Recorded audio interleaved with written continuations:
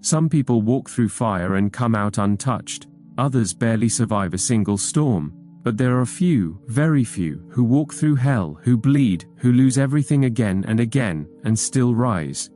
They are called the chosen ones. Not because they are perfect, not because they are privileged, but because they are destined. Life tries to break them. People try to curse them. The enemy throws every weapon. But something always pulls them back up. If you've ever wondered why you keep surviving what others don't, why you're still standing after the wreckage, it's because you were chosen for something greater than survival. You were chosen for transformation. Before we dive into these 9 divine reasons, take a moment. If this message finds you at the right time, if you've been carrying pain, doubt, or confusion and this resonates, type 1111 in the comment section. That number is no coincidence.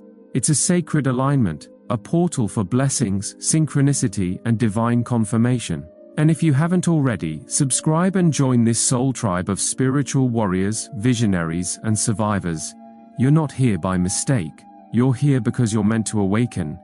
1. Because their pain has purpose. The chosen one doesn't suffer randomly. Nothing in their life is without meaning, not even the darkest nights, the longest betrayals, or the loneliest failures. Every heartbreak becomes a doorway. Every death becomes a message. Every disappointment is a divine detour.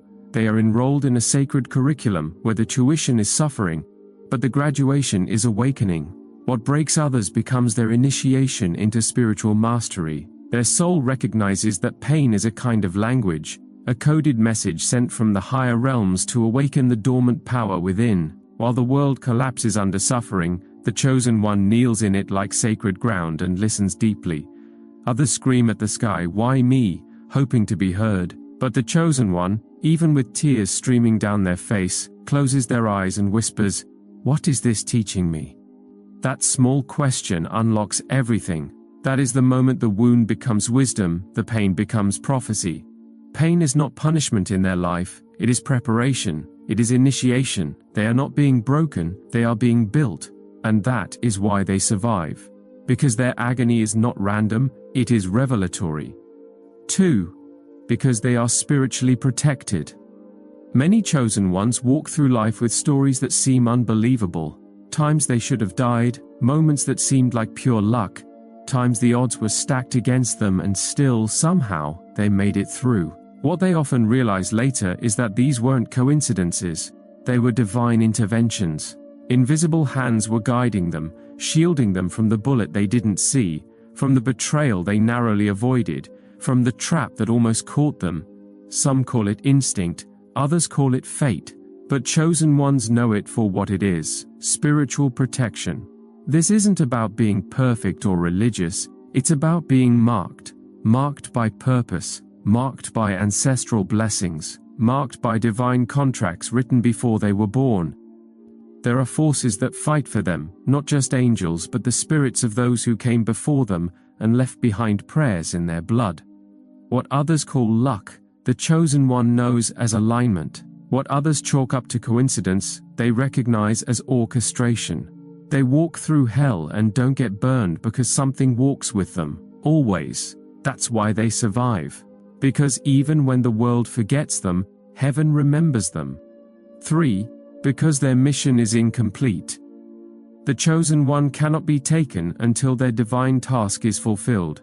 That's a law written not in books, but in the blueprint of their soul.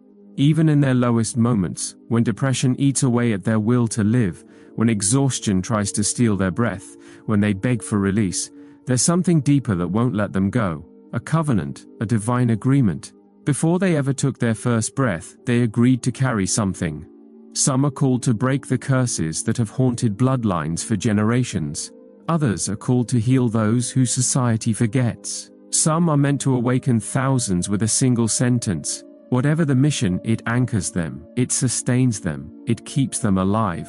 And even if they don't fully understand it yet, it pulses inside them like a second heartbeat.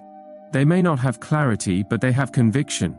And that conviction whispers in the background of every breakdown, "You are not done yet." That's why they survive. Because their life isn't theirs alone. It's a vessel for transformation, for truth, for healing. And until that vessel pours out what it was meant to carry, They cannot be taken. Death knows it. Heaven knows it. Deep down, so do they. 4. Because they learn from what breaks them. For most people, suffering is an end, a collapse, a signal to give up. But for the chosen one, it's a beginning. Every painful experience becomes a book they study, a puzzle they solve. They don't just cry in the dark, they listen. They don't just survive trauma, they sit with it, talk to it, learn its patterns, decode its secrets. Pain becomes their professor. Wounds become their wisdom. They understand that suffering is not just a torment to be endured, but a key to be turned. While the world rushes to numb itself, the chosen one dares to feel deeply, to stay in the discomfort long enough to let it reveal its message. What seems to destroy them is really refining them. They alchemize trauma into transformation, grief into greatness. They are the emotional scientists of the spiritual world, turning chaos into clarity. They ask not for ease but for depth, not for escape but for insight. This willingness to be broken open again and again without becoming bitter is what gives them strength beyond explanation. Others avoid the fire, the chosen walk into it and emerge with diamonds. That is why they survive, because they don't just heal, they integrate, and that integration becomes power. 5. Because they're guided by a higher intelligence. Where others live by reaction, the chosen one moves by revelation. There is a mysterious guidance that whispers through their dreams, through their gut feelings, through signs and synchronicities. They may not always understand it, but they feel it. A higher intelligence communicates with them in symbols, in delays, in doors that slam shut and windows that swing open. They'll pause for no reason, only to later discover they avoided danger. They'll feel uneasy around someone and later realize that soul meant them harm. This isn't paranoia, it's perception. The chosen one is connected to something beyond logic, a divine GPS that reroutes them towards safety, growth, and fulfillment. And even when they disobey it and suffer, they learn. They tune in more. They become fluent in the language of the unseen. This connection doesn't make their life easier, but it makes it protected, guided, directed. They may not know the map, but they trust the compass. That's why they survive. Because they are not walking alone, they are being walked. Every step forward, no matter how unsure, is part of a greater choreography authored by the divine. 6. Because they can carry what others cannot.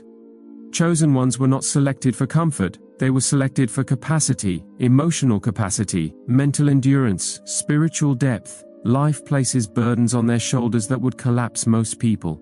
And yet, they keep standing. Not because they are superhuman, but because their soul has been tempered by lifetimes of preparation.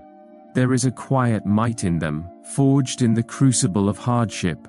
They cry in silence, they break in private, but they rise in public, not because they're trying to impress, but because they must. Their very existence is resistance. Where others crumble under pressure, the chosen are refined. They don't just survive the fire, they become the fire. There's a spiritual gravity to them, a presence that holds space for others even when no one holds space for them. This strength confuses people. It looks like arrogance, but it's really anointing. It looks like stubbornness, but it's really sacred resilience. That's why people look at them and ask, "How are you still here?" The answer is simple. They were built for this, not with fragile flesh, but with divine flame. And flame doesn't fold under pressure, it rises. 7. Because their story is meant to save others.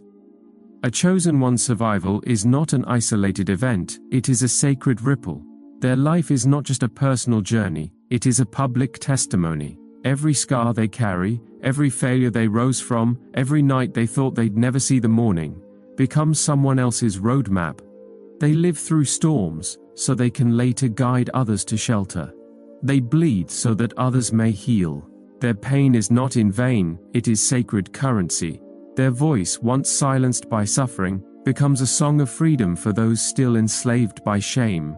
That's why the enemy couldn't destroy them, that's why death missed them, because their life was meant to echo. Their presence is proof that survival is possible. And in a world addicted to image, they show the beauty of authenticity. People don't just admire them, they need them. not for perfection, but for permission. Permission to heal, permission to hope. That's why the chosen one keeps surviving. Because someone out there is waiting for their story to feel less alone in their own. And when the chosen speaks, it's not just words, it's resurrection. That's divine purpose. That's why they remain. 8. Because they have been here before.